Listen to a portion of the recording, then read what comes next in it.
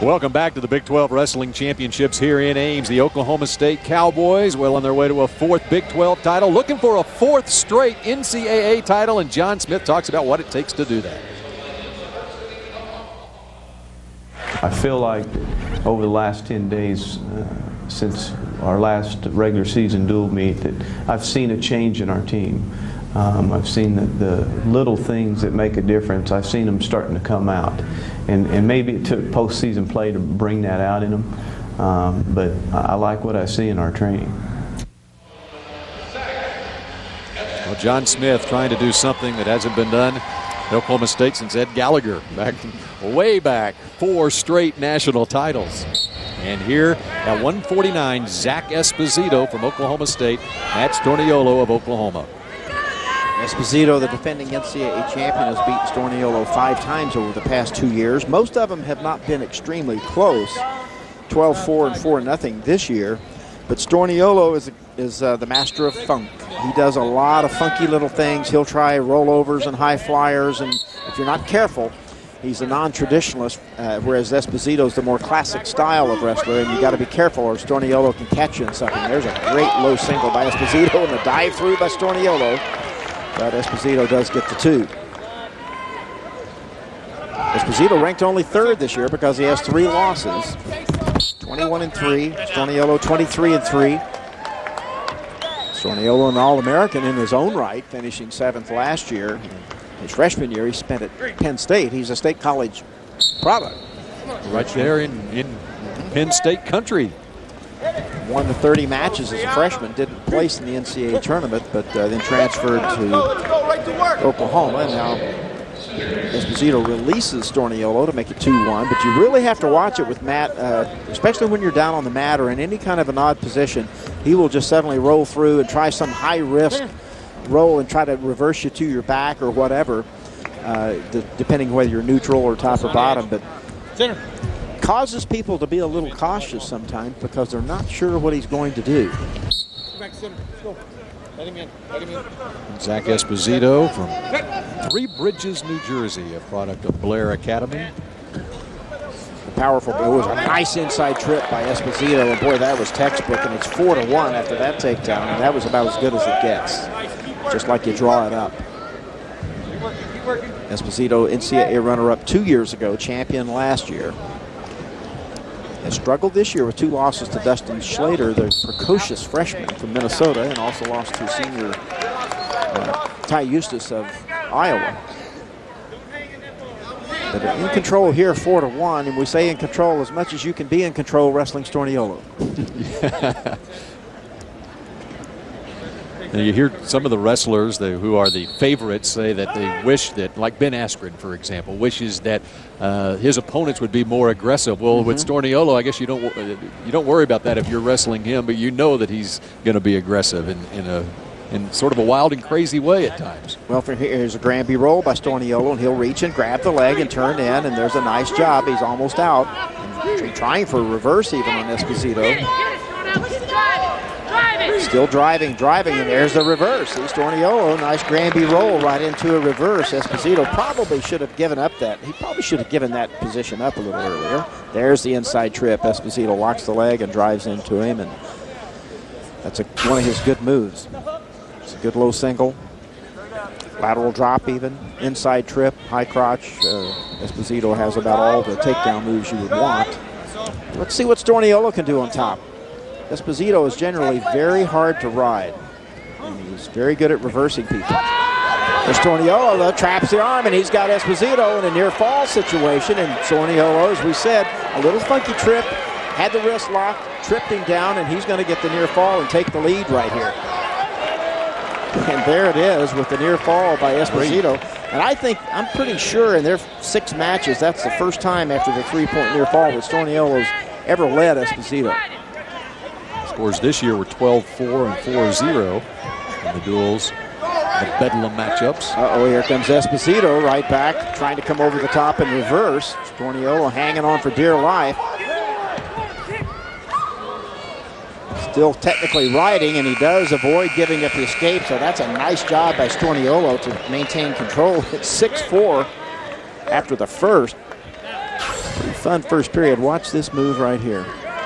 Esposito to his feet. There's the little trip. See a little trip behind the calf and had the wrist locked and took him right down. You don't see that move used by hardly anybody. I don't even know really what you call that. Coin a new phrase. Esposito's choice to start the second. He's underneath to his feet. We'll call it the Storniolo. The Storniolo stop. Esposito out of there now. That's 6-5. Now this makes this a very interesting match. You would expect Esposito to be ahead by 2 or 3, 4 points here at this point. Instead, Storniolo has the lead. See how Esposito reacts. See if he picks up the pace on his feet, where he's at his best.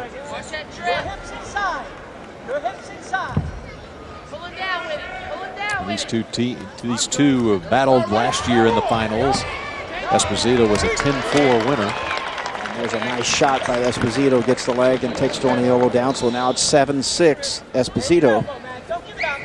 And Zack is very good on top, and he'll try to ride Storniolo, knowing though he's got to be careful. If you start throwing legs in, when you throw legs in against a guy who's really flexible and good through the hips, that's where you get in trouble. 1:03 to go in the period, and riding time not an issue yet. Esposito with a 22-second advantage, but I wouldn't be surprised to see him try to stay in control here and pile that riding time up. And of course, he will turn you if he gets a chance. This is the second of 3 Bedlam matches in the finals. You had Hayeswinkle win over Coleman Scott of OSU in the first one at 125. Now you got Esposito and Storniolo, and then at the heavyweight matchup, Mako against Hager. Esposito aggressively going for the turn there, but Storniolo saw that flexibility. He's able to flip out of there and get the escape and tie it at 7. You hear Jack Spates yelling, "You control the ties," but he's to Storniolo, but he's really given a lot of ground there. He needs to get back in there and pick it up a bit. 30 seconds to go in the period. And as you said, Bill, here's that spot. Last 30 seconds of the period. Who scores here? Esposito went on the leg, and he's got 2. So 9-7, and if he can hold him down here and not give up the escape, as we talked about earlier, that would be really big. Storniolo, of course, on the other hand, here he comes trying to reverse, but he does get out. Nice job by Storniolo. He had enough time to get the escape. And he'll be down to start the third on bottom, so he'll have a chance to tie it with an escape. Now the riding time for Esposito is approaching 1 minute. So in 5 seconds, if Storniolo doesn't get out, it will be a minute. But, of course, a lot to go through the rest of this match.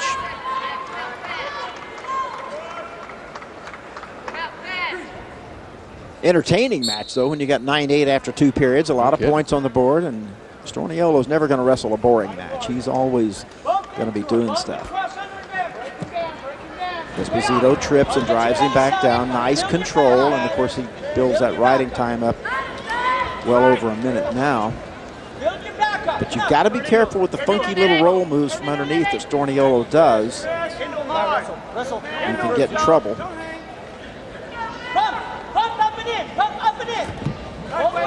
Storniolo sits back into him. He'll try little cross-arm spins from there. He'll try sit-outs. He'll try Granby rolls.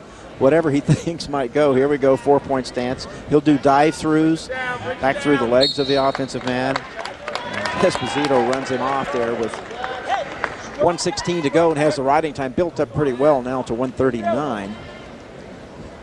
You might see Esposito, if he's not having any luck hooking anything up, he might cut him loose here fairly soon because he's owned him on his feet pretty much. Got in trouble on the mat, but let's see how it goes. Storniolo still moving well underneath. Doesn't appear to be tired out from being ridden. A lot of guys will get tired there. He, in essence, has a 2-point advantage here because of the riding time. And the riding time is now secured. It's over 2 minutes with less than a minute to go. So that's cinched. So Esposito actually has a 2-point lead here. So you don't want to give up a reverse or anything big. You can give up an escape. You're okay, go back and get a takedown. But if you get rolling around and give up something big, then obviously you could be in trouble. Which is why what you were just saying that you might let him have the escape. If you get in any jeopardy, just let him go. Don't get caught in a big wild scramble where you might get reversed to your back for 4. But so far he's really controlled Matt here the last minute or so, and might be taking a lot of the steam out of him because of that tough ride. Storniolo almost rolled free there, but Esposito, nice reaction to that. Just a good tight waist on the right side. Storniolo gets to his 4-point stance easily, but there, Granby roll by Storniolo. Here he goes. Nope, Esposito keeps the right hip in there in strong position and just turns him right back down. And there's 1 point. What did he call it for? Oh, did he give 2 on it? He gave a 2 near fall. 2 points, I'm surprised at that. Only 3 seconds left, so it's a moot point now, but I didn't think he really held him there long enough, but Kenny Ritchie, the referee, says, yeah, he did. So it's 11-8, and the riding time will make it 12-8 unless Storniolo gets out in the next 3 seconds. And so for the second straight year, it is Esposito a winner over Storniolo in the finals here at the Big 12, and that's 3 in a row now for Esposito. 3 straight Big 12 titles for the senior from Three Bridges, New Jersey, Zack Esposito. The Oklahoma State Cowboys roll on here at the Big 12 Wrestling Championships, and they try to roll on as we go on here. As a national champion comes through in Esposito, and another national champion, Johnny Hendricks, will take the mat in just a moment.